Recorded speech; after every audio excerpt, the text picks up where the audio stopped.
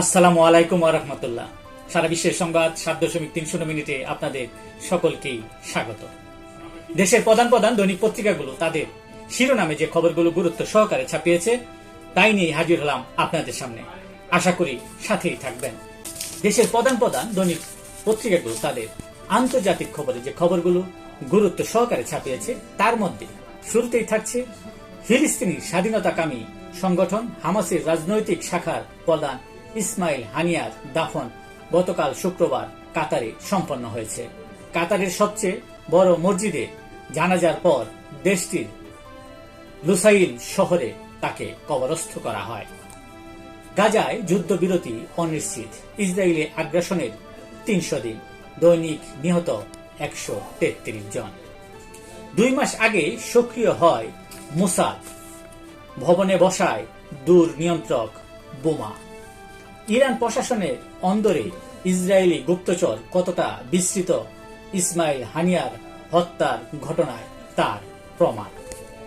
ইসমাইল হানিয়া নিয়ে উত্তেজনা, ইরান ও লেবাননের আকাশসীমা এড়িয়ে চলছে এয়ারলাইন্সগুলো। সরকার বিরোধী বিক্ষোভ, নাইজেরিয়ায় কারফিউ জারি। কংগ্রেস নেতা রাহুল গান্ধী দাবি করেছেন তার বাড়িতে তল্লাশি পরিকল্পনা করছে ভারতের কেন্দ্রীয় তদন্তকারী সংস্থা ইডি। মার্কিন নির্বাচনী প্রচারণায় জুলাইয়ে ট্রাম্পের দ্বিগুণ অর্থ তুলেছে কমলা হ্যারিস। ইউক্রেনে পৌঁছেছে F-16 যুদ্ধবিমান। ক্রিমিয়ায় আবাসিক ভবনে রাশিয়ার হামলা, সরিয়ে নেওয়া হচ্ছে বাসিন্দাদের।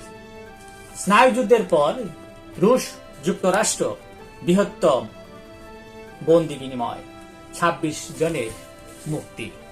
এই ছিল দেশের প্রধান প্রধান দৈনিক পত্রিকার শিরোনামে উঠে আসা শীর্ষ সংবাদ, যা নিয়ে এতক্ষণ আপনাদের মাঝে উপস্থিত ছিলাম। আশা করি আপনাদের ভালোই লেগেছে।